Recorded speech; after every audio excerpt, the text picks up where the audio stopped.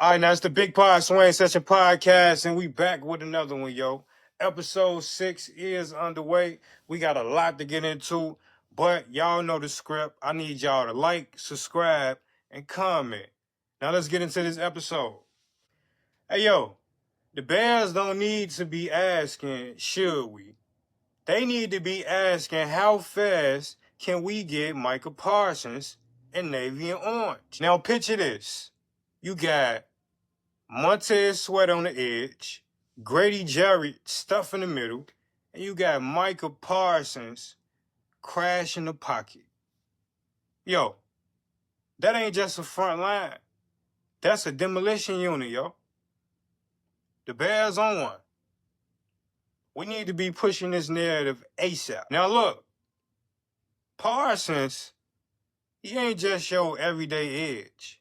He a game wrecker, a pace setter. He a one-man momentum shift, yo.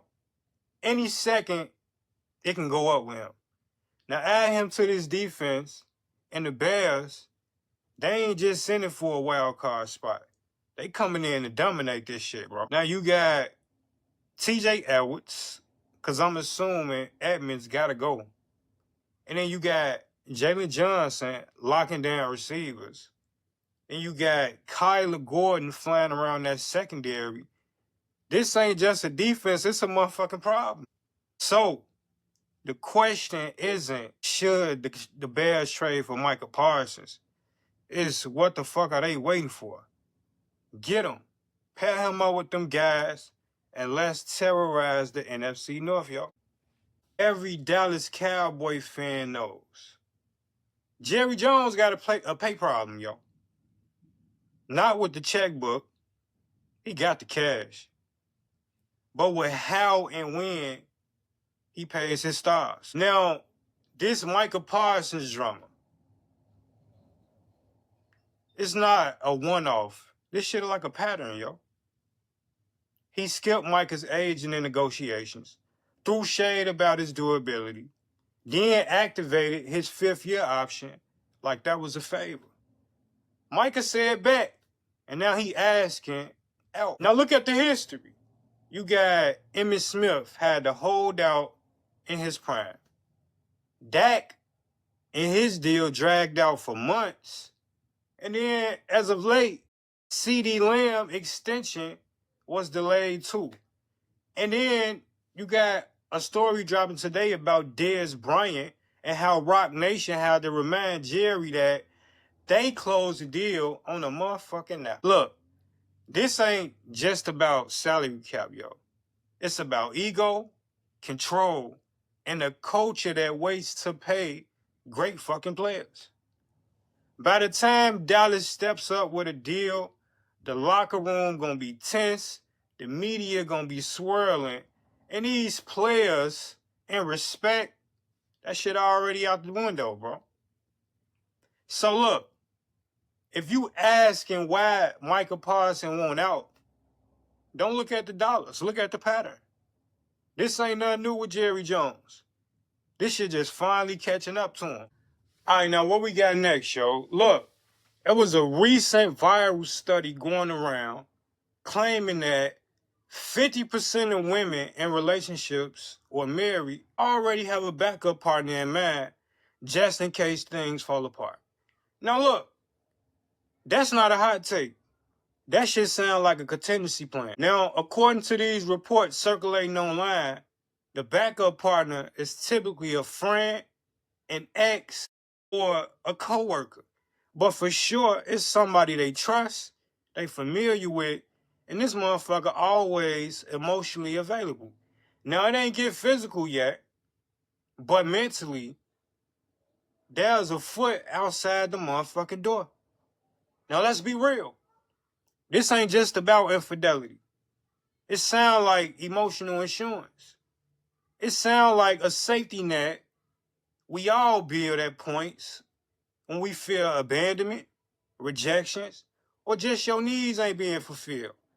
Now, men do it too. We just don't admit that shit all the time. But this study hit a nerve because it exposed something raw. Many people aren't fully in relationships. they partially invested with an escape route already. Now, in my book, that shit don't sound like love. That sound like logistics. And when relationships become business decisions, loyalty turns into leverage. Now, let's be clear.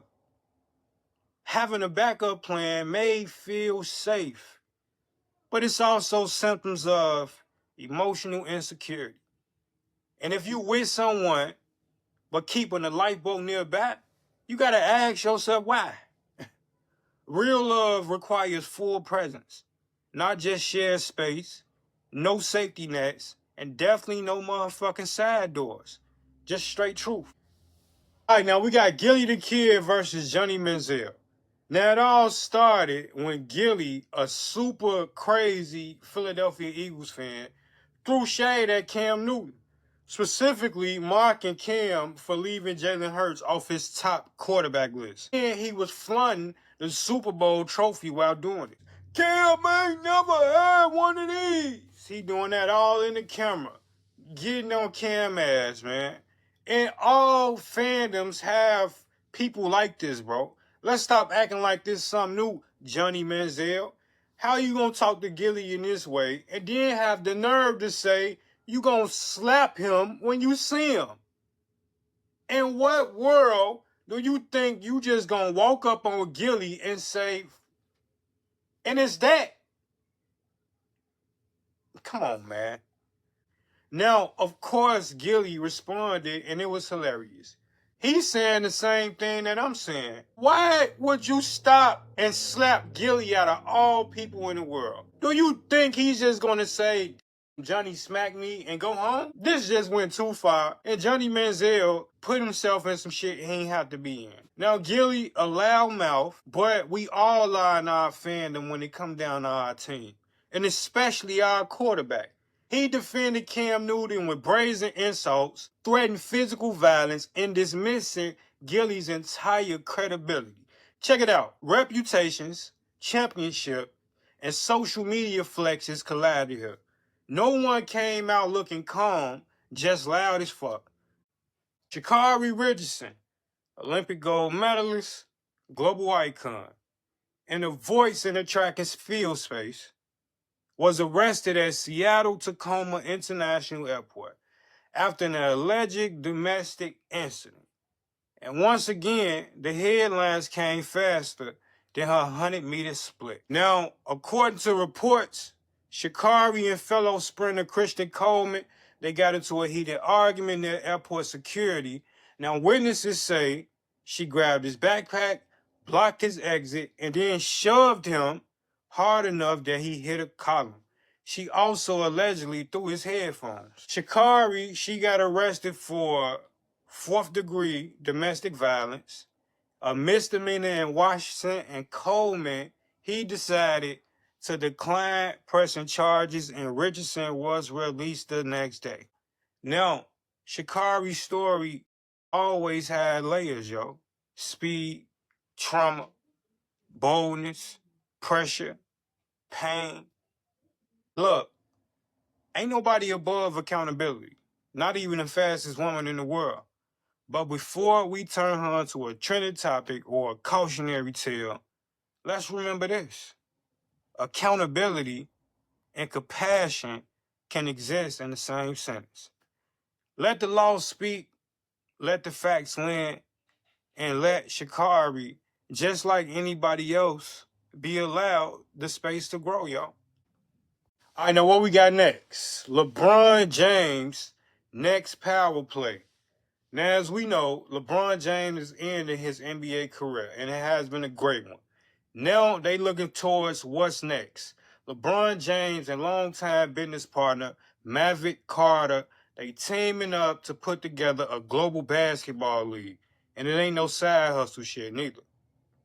Now, they in the early stages of launching a worldwide league with 6 men's team and 6 women's team in a touring format like F1. And the players also get equity, so the athletes get a piece of the pie, bro. Now the goal is to unite the top talent from around the world. Now they offer a bold alternative to what's already going on.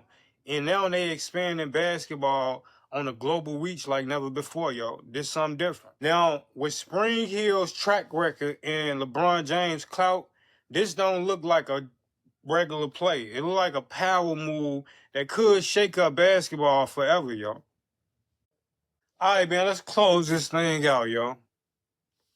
From the very beginning, God showed us what we was made for. Not chaos, not confusion, but creation with purpose. Now in Genesis, he ain't just build the world. He shaped in rhythm. He worked with intention. And he rested with wisdom. At the end of the day, he called it all good.